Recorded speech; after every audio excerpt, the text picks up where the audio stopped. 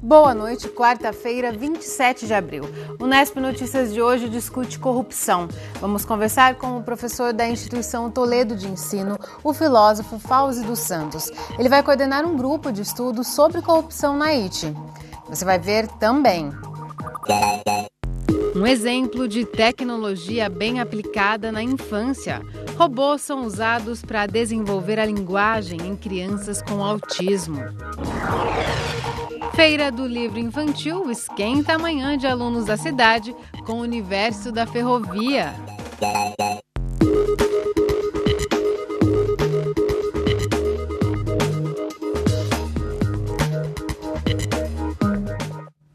Começamos esta edição com uma notícia da política local. O vereador Roque Ferreira, do PSOL, corre o risco de perder o mandato de vereador.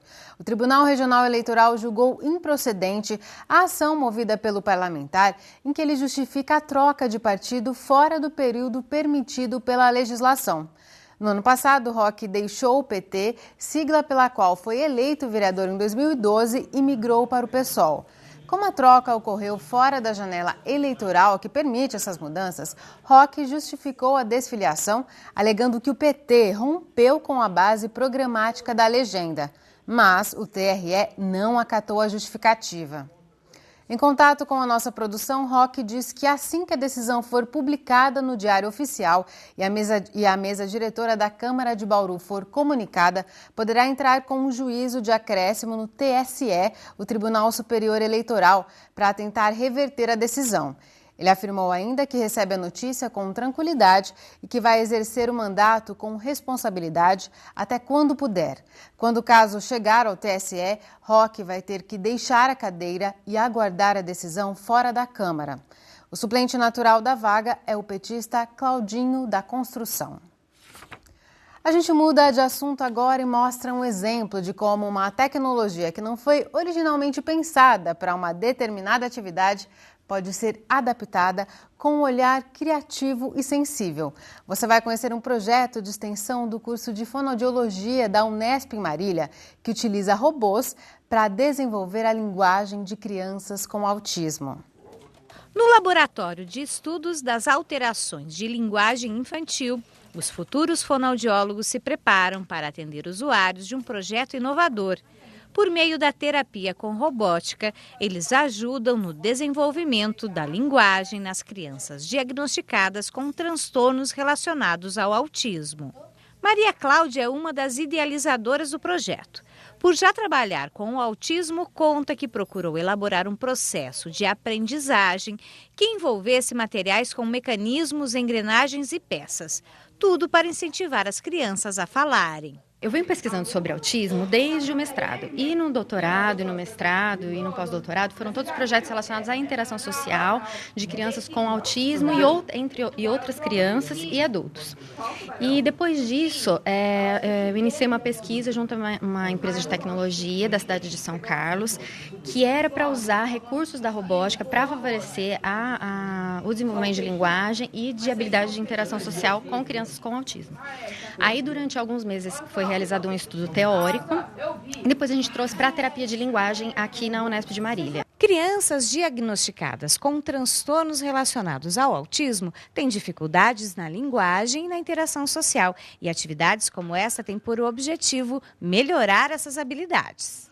Guilherme tem 13 anos e há 5 recebeu o diagnóstico de autismo. A mãe conta que, apesar dele ter sido alfabetizado aos 6 anos, ainda tinha dificuldade em falar.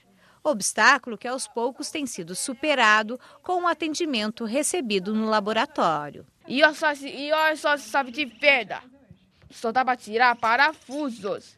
O benefício que a gente teve foi assim no relacionamento com as outras crianças. Ele está se relacionando melhor, conversando mais. Em casa também? Em casa também. Em casa, assim, hoje ele vem até a gente perguntar, conversar mais, né? Fazer perguntas, coisas que ele não fazia antes, né? Mãe do Miguel, atendido na Unesp desde os 5 anos, Patrícia comemora a evolução do filho. Hoje, diz que o menino está mais calmo e consegue conviver em família e na escola. Eu costumo dizer que ele é outra criança, né? Porque ele era muito agitado, ele era muito nervoso, ele não conseguia ficar na sala de espera, muitas vezes eu tinha que ficar lá fora. Hoje em dia ele consegue chegar, sentar, cumprimenta uma pessoa, conversa com alguém. Então ele melhorou muito, ele é outra pessoa, porque eu não conseguia ter vida social, né? Os universitários acompanham de perto a montagem dos robôs e aprendem a trabalhar essa ferramenta com os pacientes. Um conhecimento que levarão com eles quando tiverem o próprio consultório. Esse estágio ele é muito importante porque a fono trabalha a linguagem. E a questão do robótica, a gente trabalha bastante com os pacientes autistas. E a robótica ela é um grande avanço para a gente com a terapia. Primeiro porque ela ajuda a gente a criar um vínculo com a criança, que é muito importante, e ela ajuda a criança também a ganhar habilidade pragmática. Essa criança ela vai estar produzindo troca de turno, ela vai estar produzindo também atenção compartilhada. Então, isso é muito importante para o contexto, principalmente social dela, tanto para o contexto fonoaudiológico e de linguagem. Para Vitor, o contato com pacientes diagnosticados com transtornos relacionados ao autismo traz uma nova visão sobre o distúrbio. A visão do autista que a gente tinha era algo muito mais assustador. Não é comum encontrar um autista, né, na rua. Ele sempre está muito medicado, a gente nunca viu o autista de verdade. E quando a gente vê o autista de verdade, não é aquilo que a gente pensa. Ele é muito mais...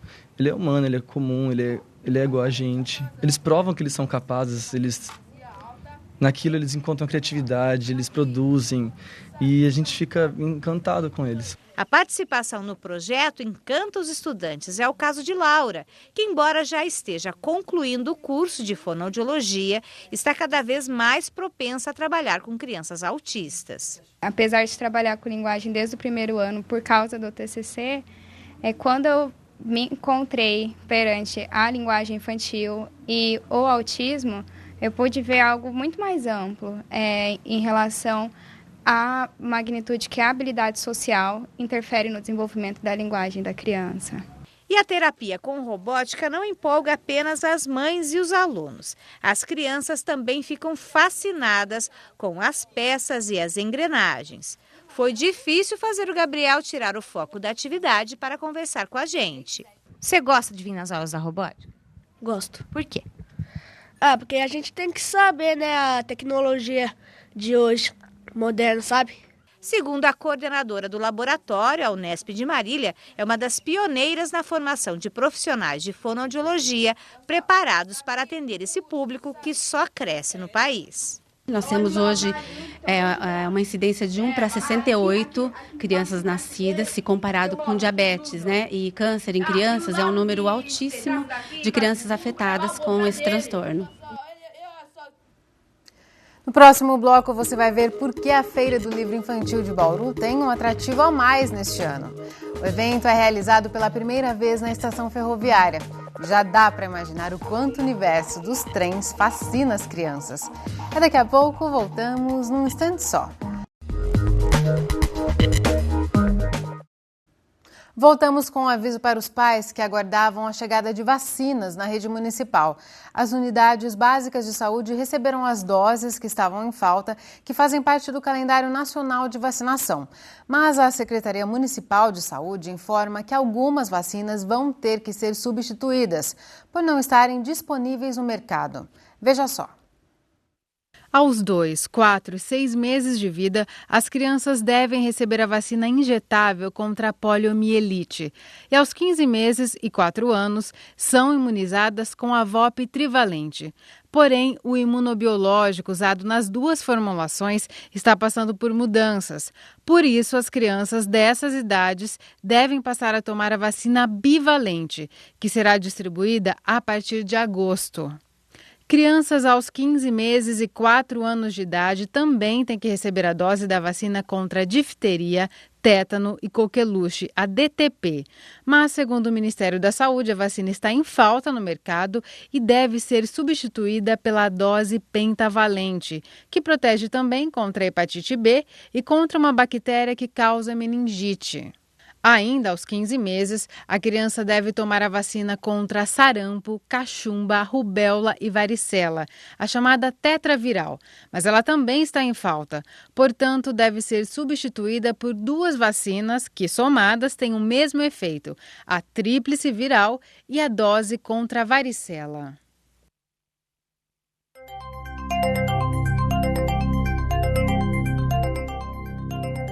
O friozinho chegou e não foi pouco, não. Hoje a temperatura mínima foi de 12,3 graus, a mais baixa do ano até agora.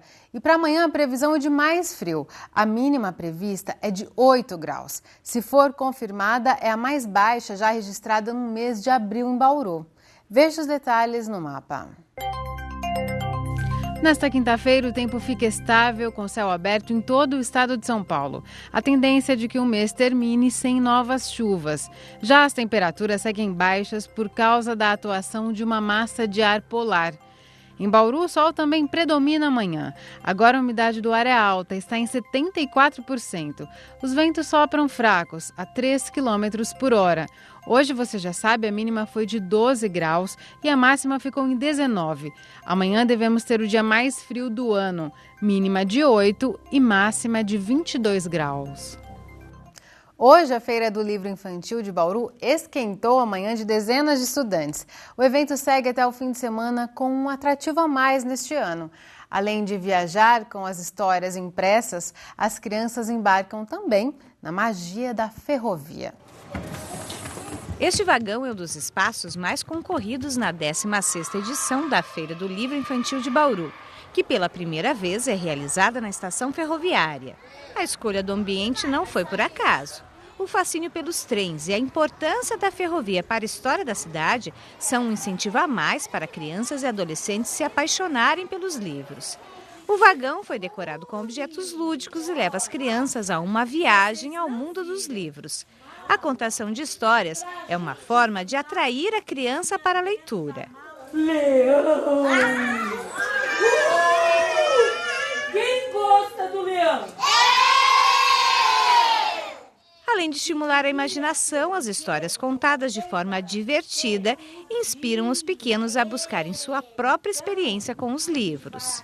A criança, ao ouvir uma historinha da forma que a gente conta, com fantoches, com cores, através da história ela mesma pode sentir sons, nuances, aflora a criatividade, a imaginação e no final, quando a gente mostra o livro, a criança descobre que é possível sim ter tudo isso de lúdico, de alegre, de divertido dentro de um livro. Nos estandes, as crianças encontram livros de vários tamanhos, formatos e cores. O preço também é um estímulo.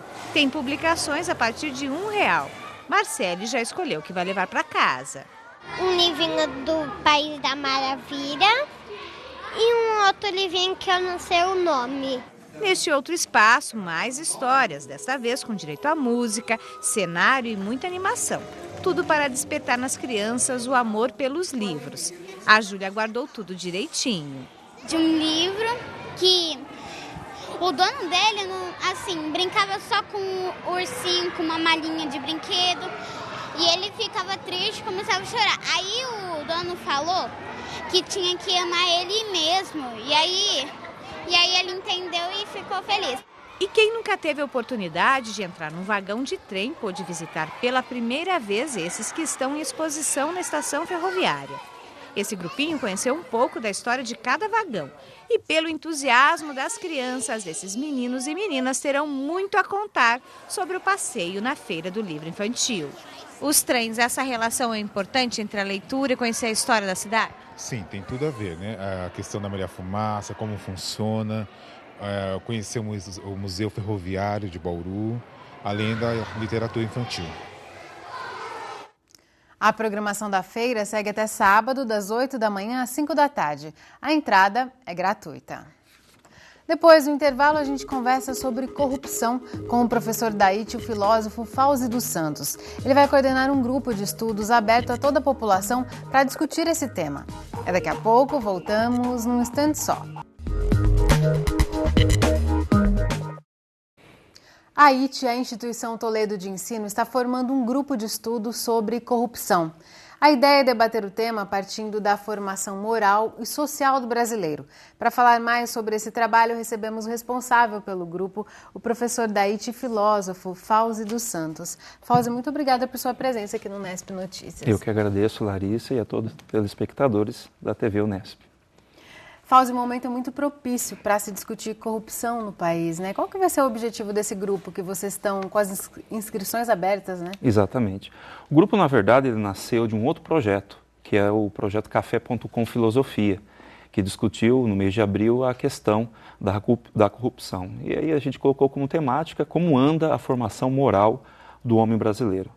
E, no final, desejamos criar uma coisa bem concreta. E surgiu a ideia de criar um grupo de estudos só para estudar a questão da corrupção no Brasil. E aí a gente está justamente propondo ao público, né, a toda a comunidade, parar um pouco para discutir de forma acadêmica, de forma um pouco mais demorada, as questões que envolvem o comportamento social do brasileiro, em especial a corrupção.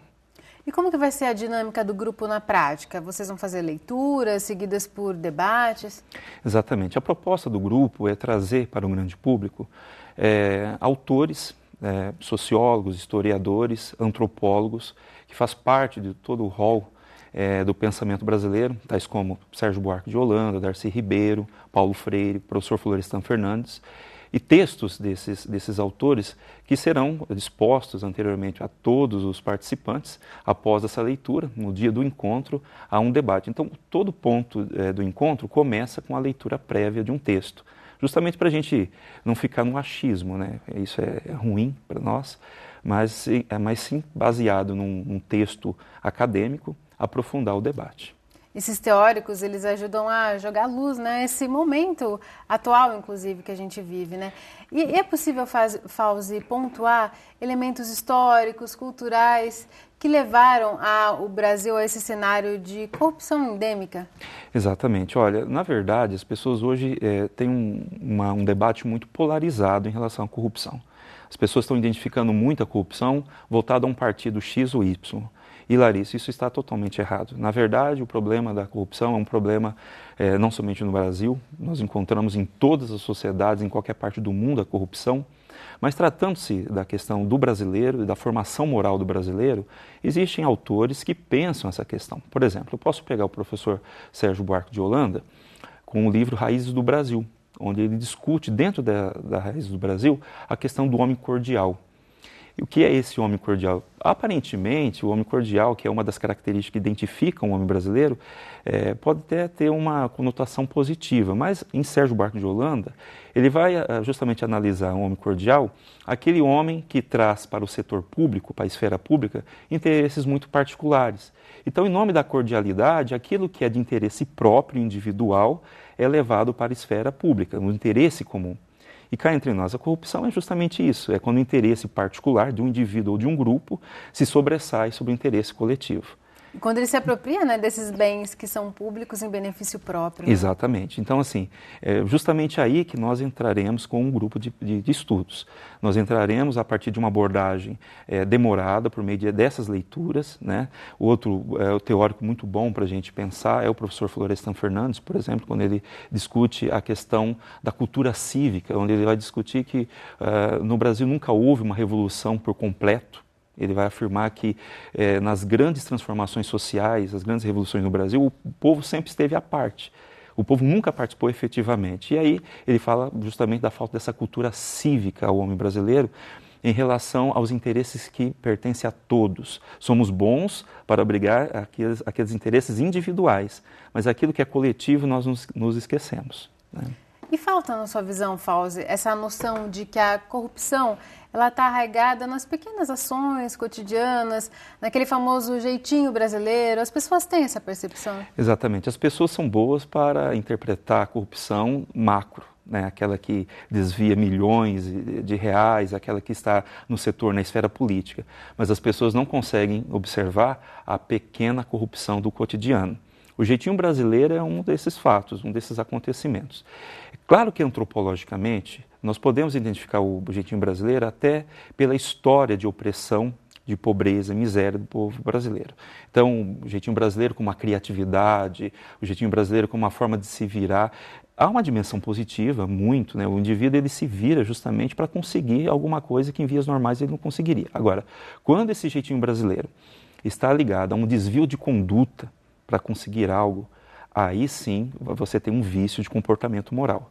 E nesse sentido se torna precedente cada vez maior para desvios de conduta que leva à grande corrupção. Por exemplo, um pai que desce para o litoral, por exemplo, no final de semana, pelo acostamento, e tem um filho dentro do carro e está recebendo esse tipo de valor.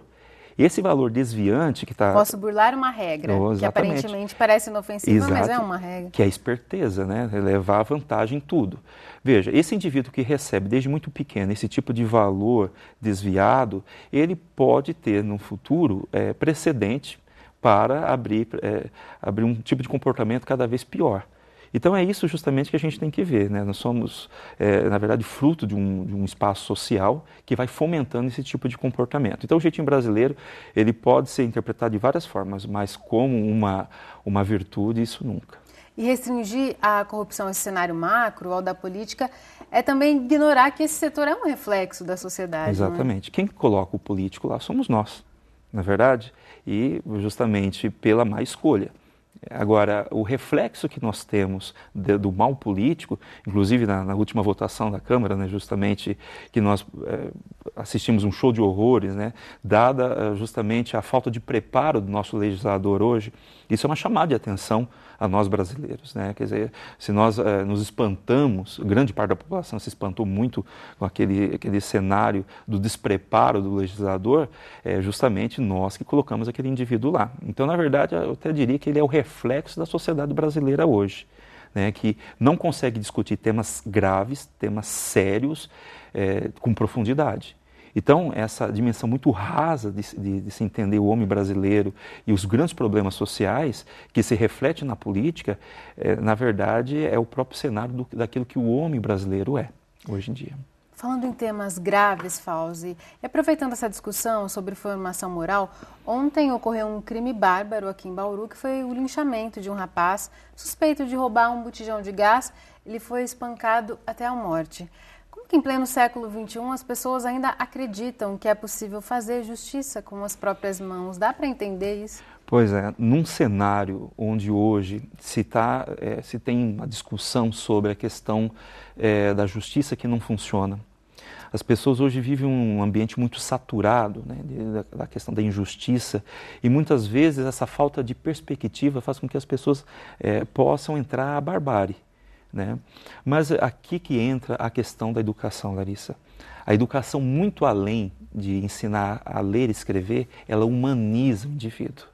Esse é um dos grandes problemas que hoje nós vivenciamos no Brasil. A falência da educação, entre outras coisas, faz com que formemos nas pessoas uma personalidade muito rasa, muito subjetiva, onde os instintos, as pulsões, elas vêm de uma forma muito livresca e as pessoas agem pelo impulso. Então, eu acredito que esse cenário, esse fato ocorrido ontem, demonstra justamente o despreparo das pessoas em lidar primeiro com as suas próprias pulsões e depois em não acreditar na justiça. E esse cenário é um cenário que cada vez se torna mais comum, inclusive. Hoje nós percebemos que essa questão do linchamento do rapaz é reflexo de um número de violência que vem aumentando dia após dia. Escalada. E não somente escalada, exatamente, não somente contra o outro, mas contra o próprio indivíduo. Quando a questão do suicídio hoje, por exemplo, que é uma coisa que nós estudamos, vem aumentando muito, principalmente na população mais jovem. O consumo de drogas, seja as drogas ilícitas, mas também as drogas lícitas, o álcool, o tabaco, os remédios que diminuam a depressão, isso demonstra realmente a fragmentação do sujeito. É um indivíduo muito fragmentado na sua personalidade, na sua individualidade. Então, momentos que exigem do indivíduo o autocontrole não existe, porque é justamente esse indivíduo muito externo. E aí você acaba presenciando esse tipo de comportamento social. Por isso que é preciso parar para refletir. Então, quem quiser participar do seu grupo, do grupo de discussão da IT, como que pode fazer, Fauzi? Então, está abertas as inscrições à população. as pessoas podem se dirigir ao núcleo de atividades complementares ou ao núcleo de extensão e fazer a sua inscrição. Mas também no dia 7 de maio, que é o dia justamente do início das atividades, pode fazer a inscrição no dia, não tem qualquer tipo de problema. E tem um telefone também para quem quiser mais informações, né, que é o 2107 5057, e um e-mail, o seu e-mail também. Exatamente. A gente pode divulgar. Isso é fauzi@it.edu.br. Tá certo, muito obrigada por aprofundar essa discussão aqui no Unesp Notícias. Eu que agradeço, Larissa. O Unesp Notícias fica por aqui, a gente volta a se encontrar amanhã às 7 horas da noite, ao vivo. Tchau!